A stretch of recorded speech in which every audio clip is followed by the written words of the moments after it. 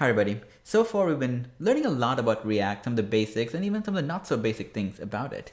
And as part of learning about it, we've been building some examples. And these examples have been primarily created in JSX, the language that looks very similar to HTML, but isn't quite the same as HTML as well.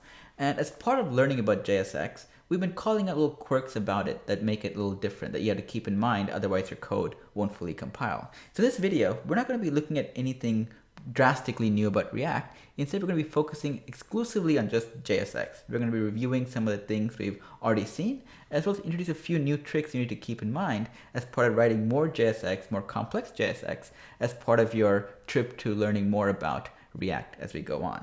So let's get started. So the first thing you know is that JSX is the primary and recommended way for you to define your app's UI in React. As you know, you have multiple ways of defining your UI. You can use a third-party library. You can even write plain JavaScript to define what happens and what gets displayed on screen. But JSX is really very convenient. You know, what's better than being able to use a markup-like language to define your UI than having to write lines and lines and lines of JavaScript code using DOM APIs, which is error prone and just not fun. So we're just going to say that JSX is the way you want to do it, and we're not going to really go and look at alternate ways of defining your UI. So for example, let's start with the first question, the most common one I really get when it comes to JSX. So we know that JSX looks a bit like markup. You know, here you have an example of a card component, and the part that is JSX is not the entire React component definition that you see here. It's only the 4 lines at the very bottom, the part with the div, the square component, the label component declarations that looks a lot like HTML but isn't quite. That is the part that is JSX, not the return statement and not everything else that is JavaScript around it.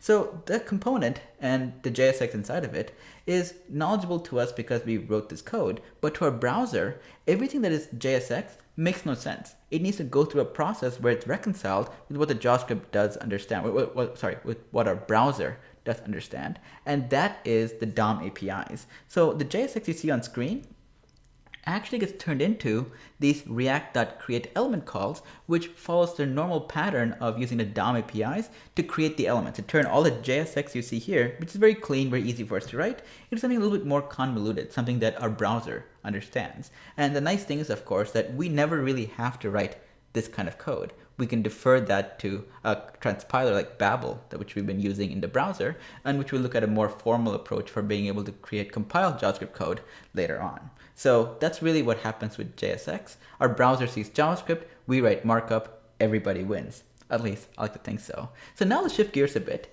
And let's look at all the various things about JSX that you need to keep in mind that isn't very obvious, especially if you're assuming that JSX and HTML are almost identical. So let's look at the first quirk. The first quirk is that you can only return a single root node when you're working in JSX.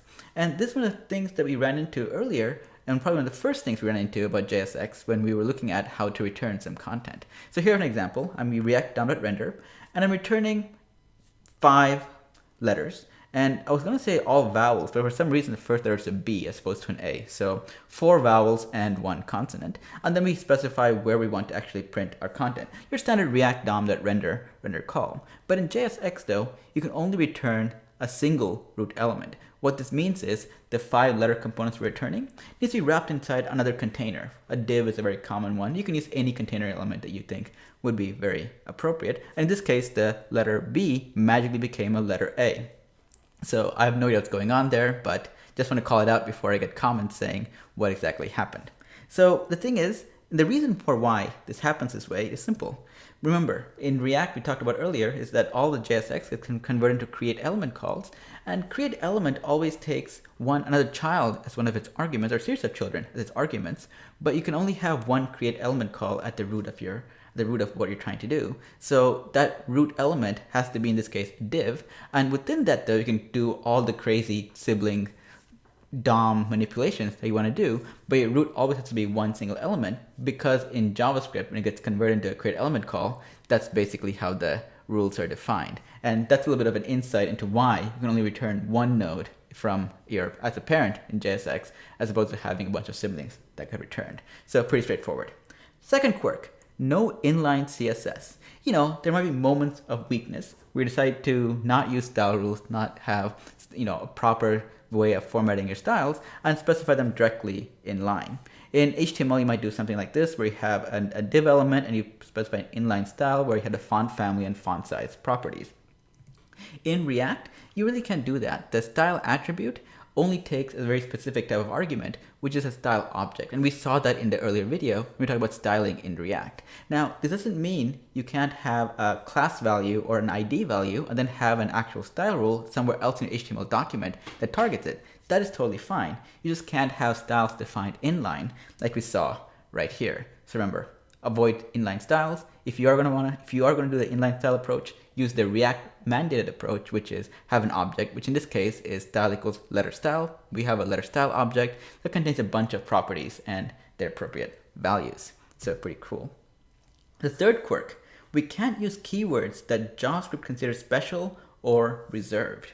Now what this means is, here's a bunch of keywords that you might think are cool to use, like break, case, class, catch. You can read the full list right here. Now these keywords are things you can pretty frequently use in HTML without any issues. But remember, JSX is not HTML. And because JSX it gets converted into JavaScript, any keyword that you're using that might have a special meaning in JavaScript, you can't really use either. So for example, in this case, it's very common for me to have a style rule that's slide in and have a class value that points to it. So my class attributes that to slide in. But because class is a special keyword in JavaScript, this won't really work. When I run it, I'm going to get an error. If I get an error at all, it's going to fail silently. But the end result is my code will not work properly. The reason is that class is reserved. And the way you can fix that is by specifying the class name attribute instead. So kind of similar, but in JavaScript, when you're specifying the class value on an element, you use the class name property as opposed to the class value directly. And so just remember, in cases where you have a reserved keyword, use the JavaScript equivalent of it as you would if you're writing straight up DOM APIs and calling DOM properties on things. And the Facebook documentation contains a full list of some of these issues that you need to keep in mind. But class name is a common one because you run into it all the time. So just keep that in mind. So quirk number 4, using code comments. So we all know that adding comments is good. It is not only good for you because it helps you remember what you did. It's also great for communicating to other people who might have to look at your code what exactly is going on. And there are a lot of good articles online about why code commenting is important. So let's assume that it's a good practice to get into. So the way you define comments in React are 2 ways. If you're trying to define a comment as a child element, as its own thing, you can't just use your standard JavaScript // or even your normal markup based syntax like in CSS or in HTML. You have to wrap them in these 2 angle brackets. So for example, in this snippet of code, you can see the comment, I'm a child comment, and notice what it's wrapped in. It has an angle bracket at the beginning, and it has an angle bracket at the very end.